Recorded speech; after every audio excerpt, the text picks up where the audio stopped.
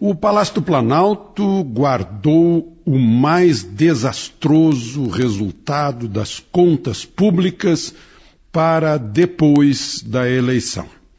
O desastroso resultado só foi divulgado agora, semana passada. É que o governo federal gastou, um mês antes da eleição, 21 bilhões de reais além do que arrecadou. Foi o pior resultado em 20 anos. O pior é que essa irresponsabilidade fiscal vai recair agora sobre todos os brasileiros, tenham votado ou não em Dilma. O rombo é de um tamanho que caracteriza país em crise. A dívida bruta subiu quase 600 bilhões de reais nos últimos 2 anos do governo Dilma. Está em 3 trilhões 132 bilhões, o que é assustador.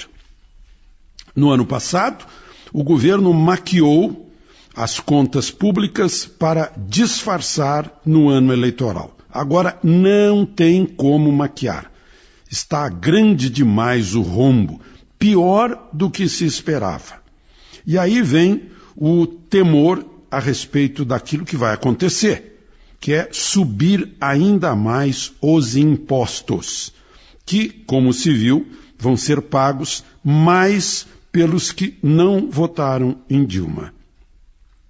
Vai vir mais juro, mais desemprego, porque a indústria está com 4 trimestres consecutivos em queda de produção. O Salão do Automóvel, aberto agora em São Paulo, disfarça a séria crise entre as montadoras. Enquanto isso, os metalúrgicos estão protestando contra demissões. Por falar em veículo, espera-se a qualquer momento aumento da gasolina, o que seria inexplicável diante da queda dos preços do petróleo, mas explicável diante da situação da Petrobras e do fato de o governo ter, nesses últimos tempos, segurado artificialmente o preço do combustível. Também vai subir o preço da energia. A situação está pior do que imaginavam os pessimistas. A presidente Dilma vai receber essa herança dela própria. Talvez um consolo para os que votaram em Aécio, que Aécio não vai receber esse tremendo abacaxi econômico do país. Por falar em Petrobras, o gerente de comunicação da Petrobras para o Nordeste, esse que faz patrocínios e tal, descobriu-se, o Ministério Público, que ele tem uma rede de postos de gasolina em nome da mulher dele e contratos de fornecimento de combustível com prefeituras às quais ele dá patrocínios no sul da Bahia. A empresa tem a cor do petróleo, chama-se Ébano Derivados de Petróleo. E não é só aí que fica a ironia de nomes. Um dos prefeitos envolvidos se chama Robério. Pois é um círculo vicioso.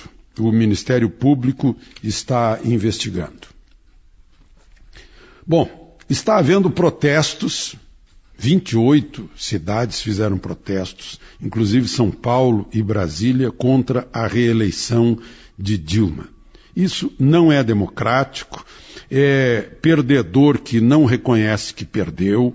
O próprio candidato Aécio reconheceu logo o resultado das urnas. Não adianta fazer isso. O que tem que fazer é manifestação pela educação no Brasil. Ou nunca vamos saber eleger. Por exemplo, a delação premiada já mostrou 28 deputados, senadores, governadores, gente que os eleitores brasileiros escolheram, né? E agora estão nas mãos do relator do Supremo, o catarinense gaúcho Teori Zavascki. Está nas mãos dele a decisão de abrir ou não inquérito contra essas pessoas. Teori Zavascki foi indicado por Fernando Henrique para o Superior Tribunal de Justiça, nomeado por Lula para o Superior Tribunal de Justiça, depois nomeado por Dilma, ministro do Supremo.